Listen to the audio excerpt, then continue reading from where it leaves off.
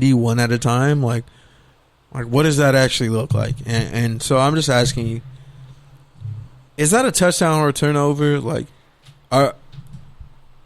Yes, should we be having this conversation, or no, we should just pretend that these are feasible recommendations in the hopes of getting sports back?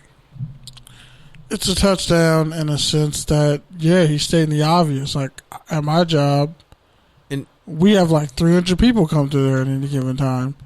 There's way too many people in a building where we're all supposed to wear masks, but nobody's social distancing. So why the fuck are we still wearing masks for? Yeah. Like, everybody's at the beach. Well, the mask is more important than really anything. It is because you're preventing things from getting in your mouth. A bunch of college football players got COVID.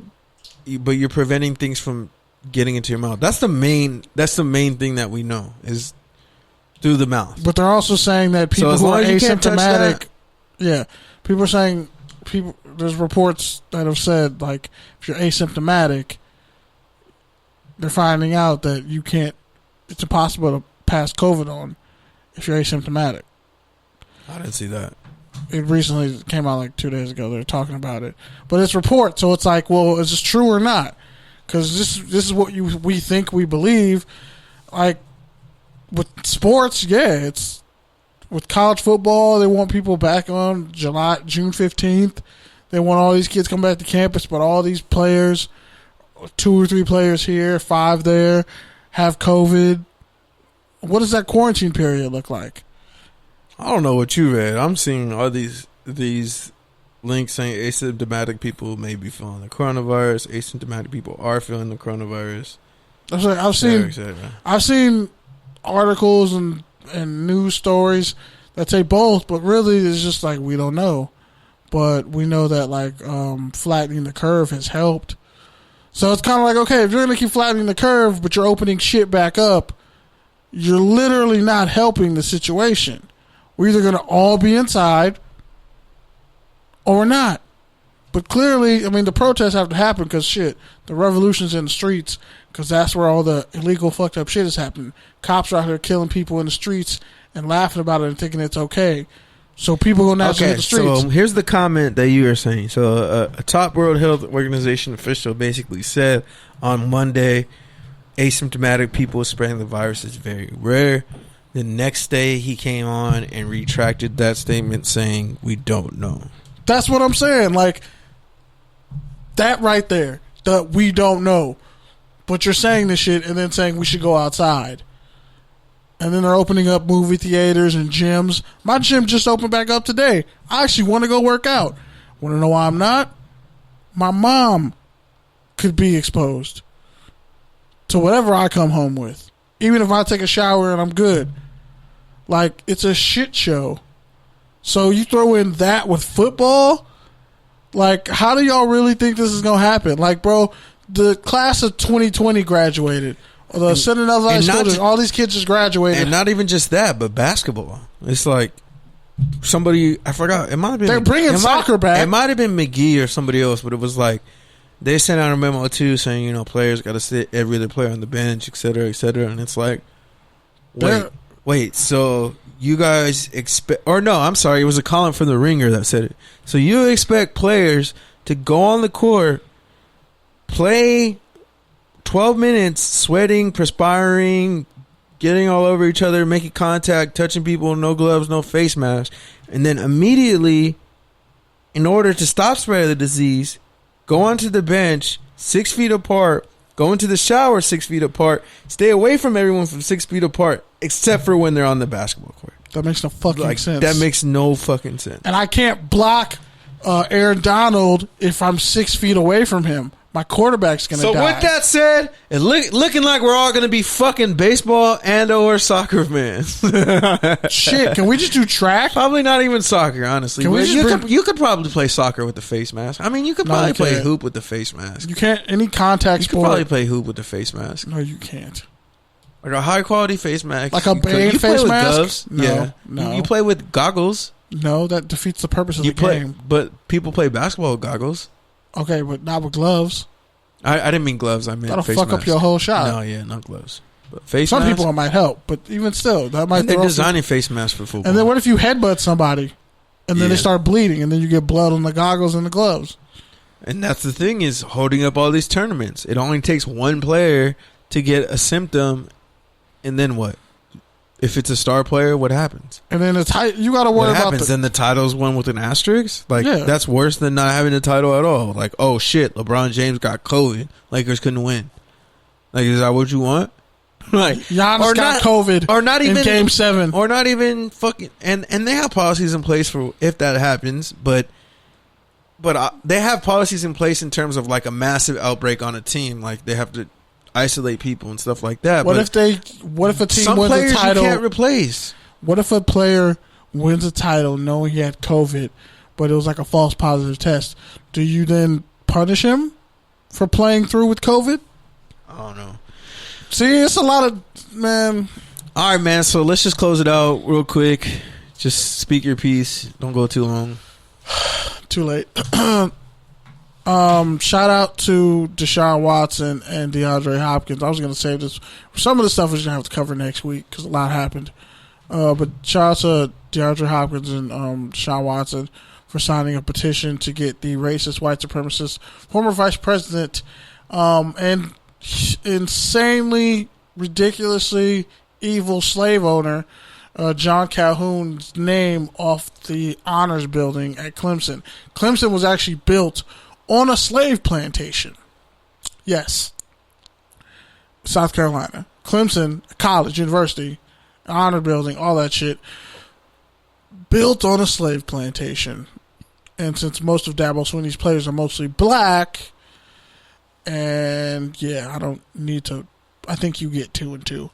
So, and it's weird because most of his players are coming out and, in support of him, saying he's a good dude. But the way he handled the whole situation with the tight end coach and how telling a young black man he shouldn't say the N-word.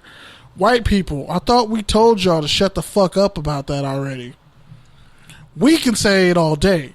You can't say it without getting your fucking jaw snapped. Because, your ancestors kind of said it right before, during, or after they were lynching and killing us. We say it as a term of African endearment to one another as people in the struggle, victims of white supremacy, and that word goes all the way back to Africa.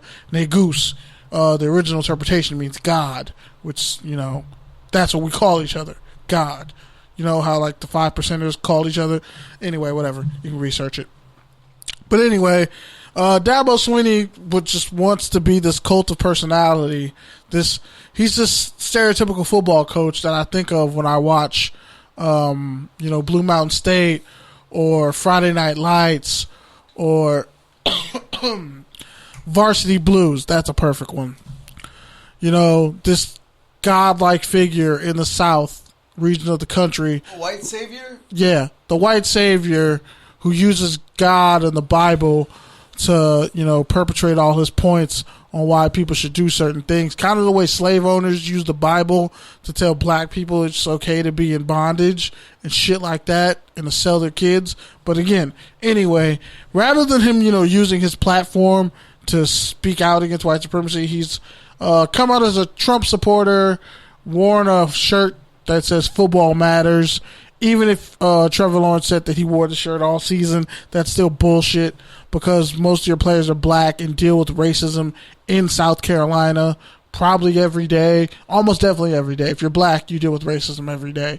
It just depends on if it's covert or, whatever. You deal with it.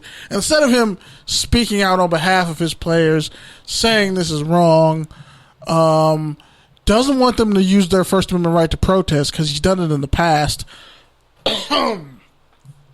Not only that, I want to see him put his name on that petition. That Deshaun Watson and DeAndre Hopkins said that's why they don't say that they're from Clemson, or in pre-games, because they don't want to be associated with the university, that has slave owners written all over their campus. I wouldn't either. It's bullshit. My throat hurts. I'm done. Fuck Dabo Swinney. And the crazy thing is, with the Dabo point, is just how much he's kind of also appropriated black culture into all the way with his horrible ass shitty dancing. Don't get me started on white people who can't dance but love to get around black people and dance. Man.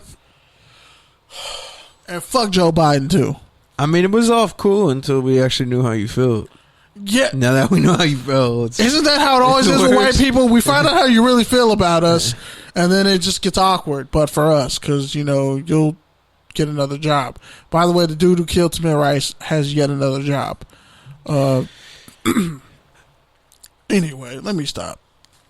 All right, well, R.I.P. Rashad Caldwell, former Rashad Caldwell, former Gator, former San Diego Charger, died last week at what, 42? Patriot, 41. He was murdered in a robbery. Russell Westbrook set to produce a documentary on the Tulsa Race Massacre. Shout out to him, since, you know, fucking president's trying to troll us about that. And fuck Donald Trump. Other than that, man, if you haven't already, check out my newsletter. You can go to westcoastsports.substack.com. We just recently started rolling that out. It's been an ongoing project for a couple years now, so I'm excited that it's finally seeing the light of day. Really, this is just essentially a project about a project. It's really just to kind of set the groundwork and Did you just pull a Wale on yourself? It's really to set the groundwork and just really build an audience and get my idea out to the light and get some feedback before I really roll it out in the way that I want to. But as for now, there's a lot of great information in my newsletter and some jobs in there if you're looking to work in sports, and even a song or two just to get you through your week. With that, man, shout out to Damian Lillard, who dropped spoken word / song / rap on SoundCloud this past week called Blacklist. Basically says fuck you if you're a racist or an idle Tom, and you have to respect it because, well, not only is he from Oakland though, really from Oakland though, he's honestly been one of the most vocal superstars just in general, like about everything. He's been the most authentic, and so to hear someone like him, you know, really put himself out there doing a music project that is different from what we expect from him as far as a rapper, but really just doing it because it's what fans want, it's what the culture needs, and I respect him for it. It's one of the reasons why he's my favorite athlete, because my favorite current athlete, because he's not afraid to say how he feels, and you have to respect it. But yeah, man, so with that, thank you again to Rayvon and Cedric for coming on and having a roundtable. I really enjoyed it, and I hope other people enjoyed it, even if they're not wrestling fans. And again, shout out to you and all the beautiful callers from last week. Shout out to everybody who's making it through their week. Shout out to everyone who fucks with us. Shout out to the FPC Radio. Shout out to the X Squad affiliates. I'll say it one more time since I didn't say it at the beginning of the show. Shout out to the X Squad affiliates. Shout out to the FBC radio crew. And that's really not because like I have to say it. It's just because I want to say it, and I always say it, and yeah. So I'm gonna say it. With that, shout out to the PS5 dropping. Fuck the PS. God damn it. That's what I was gonna rant about. Fuck the PS5. Fuck the Xbox. That shit is ugly as fuck. I don't give a fuck if it looks like a jetpack. That shit looks like a fucking dehumidifier. That shit looks like a fucking Acer, bro. That shit looks like a fucking Dell, bro.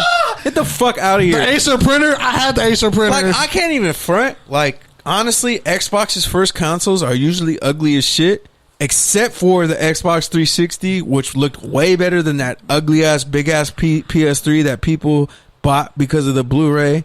Yo, fuck the PS3. That shit stopped working. I literally only played it sometimes in college. My shit don't even work no more. It's scrambled forever. People just bought the PS3 for the Blu-ray. I only bought if we're going to be honest about it. And yeah, my PS2, my PS2s don't work. So I'm just but honestly, the new PS5. Xbox looks fucking, like, physically, it looks way cleaner and cooler than the new PS5. The PS5 looks like they just looked at Avengers Endgame and said, fuck it, that's the design. Yeah. But guess what? If I can play on my PS2 games on a PS5, I'm finding a way to Not just hustle. that, Get but that. all this shit is really a scam because they're like, oh, 8K gaming. Bro, we just got 4K gaming. Like, we're just getting